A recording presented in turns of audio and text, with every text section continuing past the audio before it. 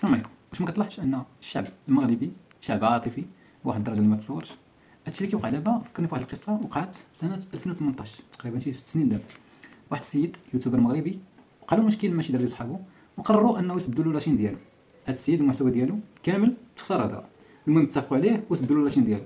واحد النهار خرج بواحد الفيديو كيبكي ومؤثر وداروا لي وفعلوا لي وبيحبسوني، والشعب المغربي كامل تعاطف معاه لدرجه حتى القنوات التلفزيونيه مشاو لعنده.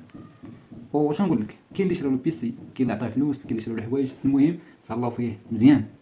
هاد القضيه هادي فكرتني بهادشي اللي كيوقع دابا. كما كتشوفوا حنا شعب عاطفي، واي حاجه بانت لنا في مواقع التواصل واثرت فينا كاملنا كنوقفوا معاها وكاملنا كنمشيو معاها. وهادشي راه وقع في الزلزال ديال الحوز، الله يرحم اللي ماتوا، كلشي تضامن وكلشي وقف مع الناس تماك وكلشي عاون. ولكن بعض المرات الانسان خصو يحضر العقل اصاحبي، فراه ماشي اي واحد خرج بفيديو بقى يبكي ويشكي وداروا له فعلوا خصنا نسيقوه. هادشي اللي وقع دابا واحد السيد حتى هو نفس الشيء، نور الدين الشينوي. هاد نور الدين الشينوي يمكن مريض الله اعلم، خرج فيديو وقال لك بانهم داروا له التكال وانهم بيقتلوا وانه كذا وكذا وكذا، وكامل الشعب مره اخرى تعاطف معاه. وكان يصيفطوا، كاين شي لعابه صيفطوا ملايين صحاح، الناس عاونات من كل جهه، كلينيك، المهم كامل الشعب وقف معاه. وانا كتجيني غريبه هاد القضيه هادي، كيفاش واحد الانسان كيدير الفيديوهات هادي تقريبا عام وعنده شنو نقول لك فلوس صحيحه كيدخل تماك باش ما يكذبكش، بعد كيدخلوا فلوس صحيحه من مواقع التواصل، يجي يطلب معاونه. هادشي علاش خص الانسان الا بغى يصدق عندك فلوس بغي دير الخير، حاول انك تشوف المقربين ليك. ضروري دوك الناس اللي قراب ليك غيكون فيهم شي واحد محتاج وما قادرش يقول، فهذوك هما اللي كيستاهلوا الصداقه. اما واحد يجي يبكي علينا جوج دميات وكلشي تعاطف معاه وكلشي يصيفط ليه وكلشي يعاون، بزاف اصاحبي. اكثر من عاطفه، كثر العاطفه ليه.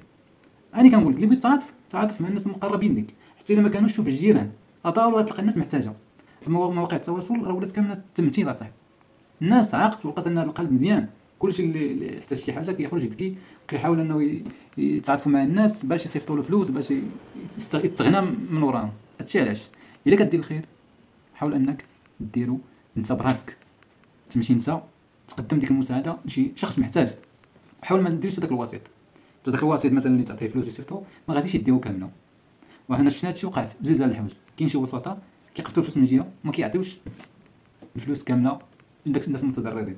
وكذلك في المساعدات، شحال من مساعدات تسرقات وهادشي شفناه في فيديوهات، شحال من الفلوس لدرجه انهم لحد الان مازال كيسكنوا في الخيام. اذا فين مشات ديك المساعدات وطنيه ومساعدات دوليه؟ فين مشات؟ اذا مشات لجيوب الفاسدين. فراه عيب وعار صاحبي طمع فلوس ديال واحد الانسان يتيم ولا واحد الانسان محتاج، واحد الانسان قدم مساعده، فحاول انك توصلها لمن يستحقه. وبارك علينا من داك البكا الخاوي في مواقع التواصل. الناس كاينه محتاجه بزاف ولكن ما كتهضرش وما كتبانش، هذوك هما اللي يستاهلوا. اما باش يجي يبكي علينا واحد في مواقع التواصل، لا سيدي داكشي ما خدامش. سير اخويا صدق ودير لمن يستحق، وربي غادي يجازيك ويعاود لك. السلام عليكم ورحمه الله.